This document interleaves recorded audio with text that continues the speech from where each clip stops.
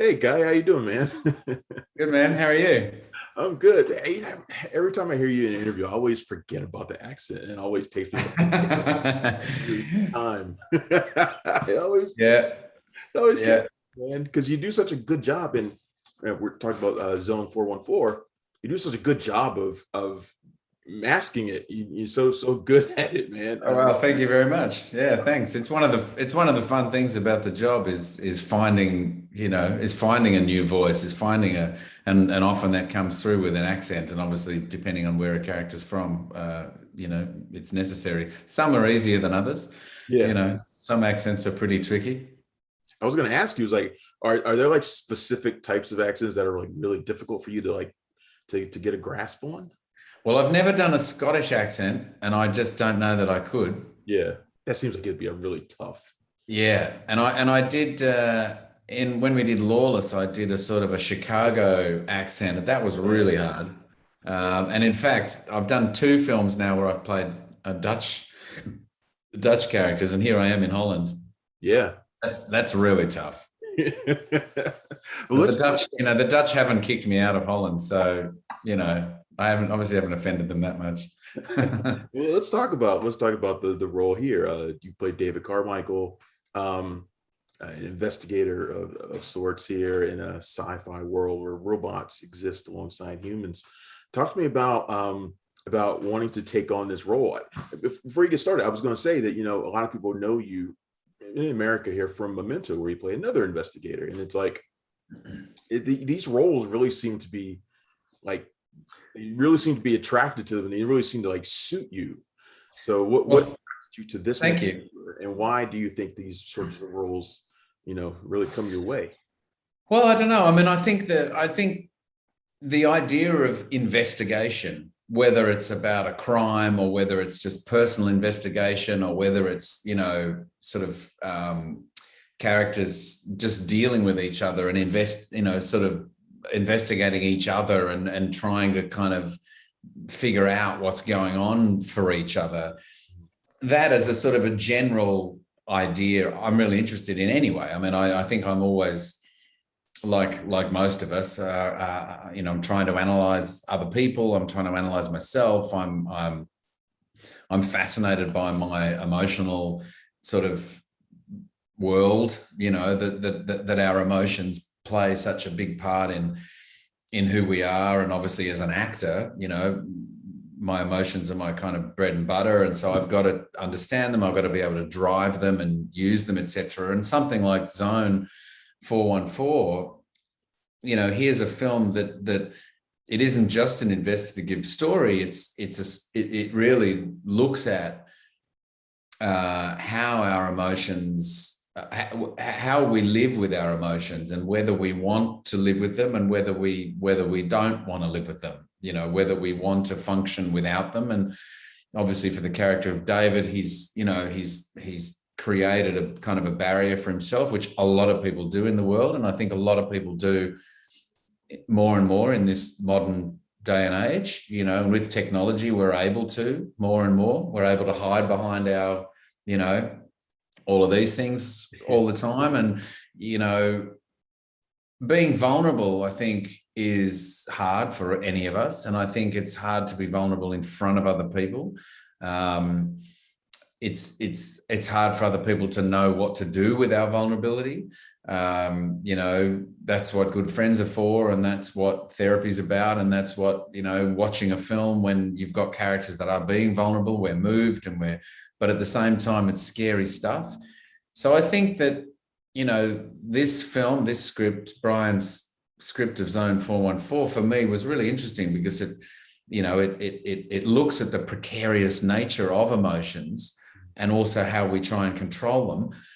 But at the same time, as you point out, it's a character who's going into a world and investigating, just trying to piece together, what's going on around him, which is always interesting for any character anyway, because the great thing that usually, I suppose, comes to the surface in an investigative story is that the more the character investigates what is the plot, the more he's forced to investigate himself.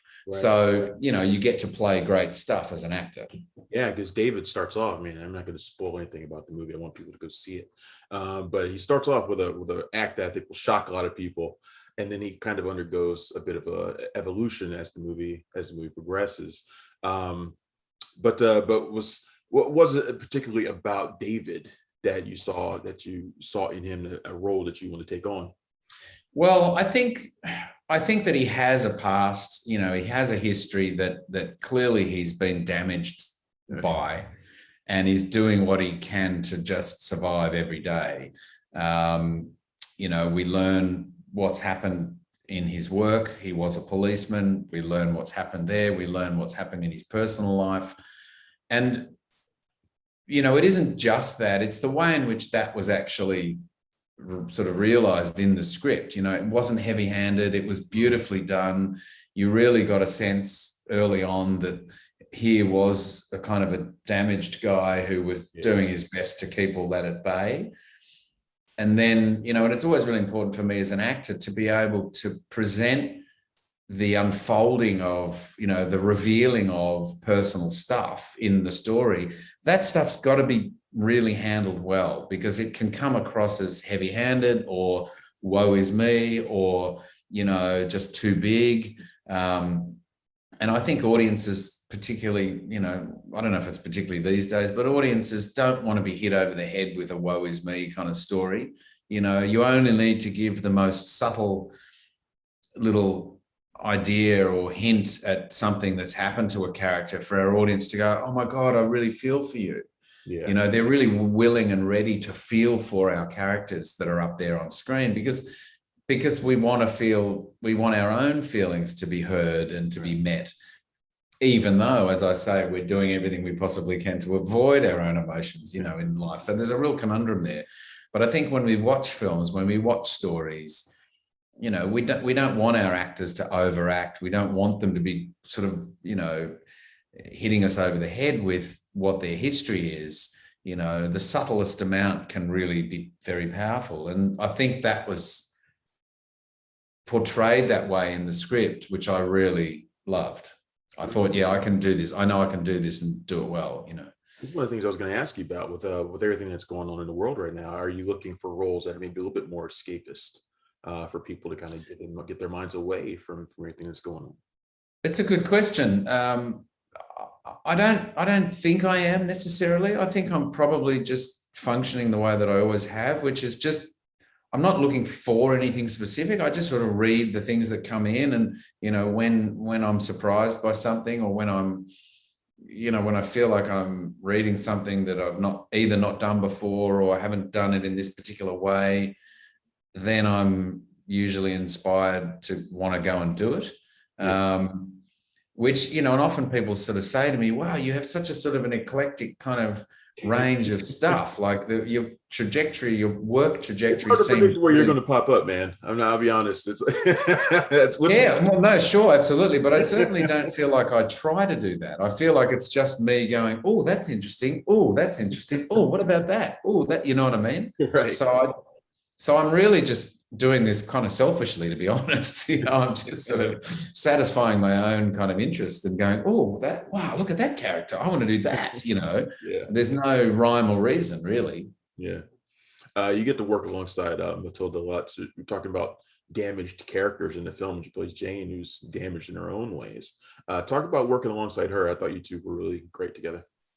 Thank you. She was delightful. She really was. She's a smart girl and was very funny. We had a lovely time on set. It was quite funny because, there she is, as a character mentions in the film, that she is the machine who wants to feel something, and obviously she references the Melissa character who's gone missing, who really was a human who didn't want to feel anymore.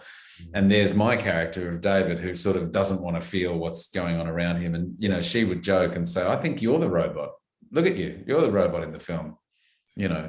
So we had a lovely time together, and it was great it's always good, if you work well with the other actors, that you're really in it together. You're selfishly kind of trying to make sure that the character you're portraying is right, and it's successful and it's believable, etc. But you're on screen with 2, 3, 10 other people, and you're all in this together, and you've all got to be on the same page. You've got to be in the same movie, you know. So it's wonderful if a character can say, an actor can say to you, how are you going to do such and such? Because that's going to affect how I do such and such.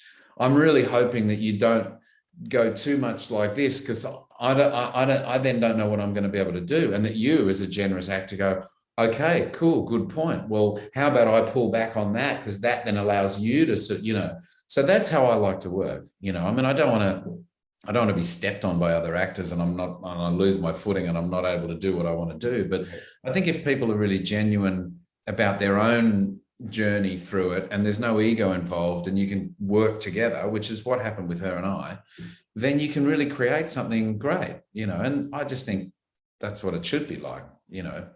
What was it like working with filmmaker Andrew Baird? I believe this was his feature debut. Am I correct in that? Yeah, I mean, he's made a lot of music videos, and he's made lots of short films. So he's done a lot of interesting stuff. He's lovely, you know. He's such a lovely guy. It's a funny, you know, kooky, sort of sweet guy, you know. So he was, once we sort of got on the page with each other.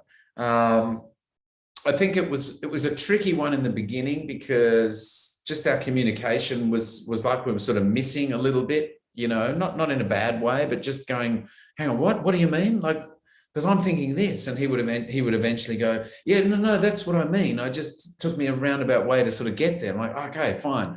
So once we sort of, you know, and that often happens because you're thrown in the deep end with people.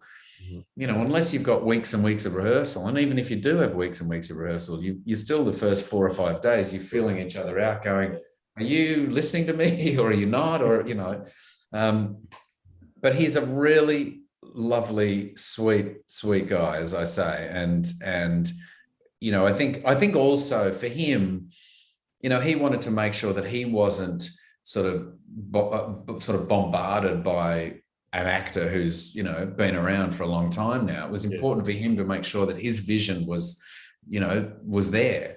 And so it was it's just, as it always is, just a matter of us actually communicating that and going, okay, are we on? Okay, what I'm thinking is this, what you're thinking is that. Is it sort of the same thing? Yeah, great, we're good.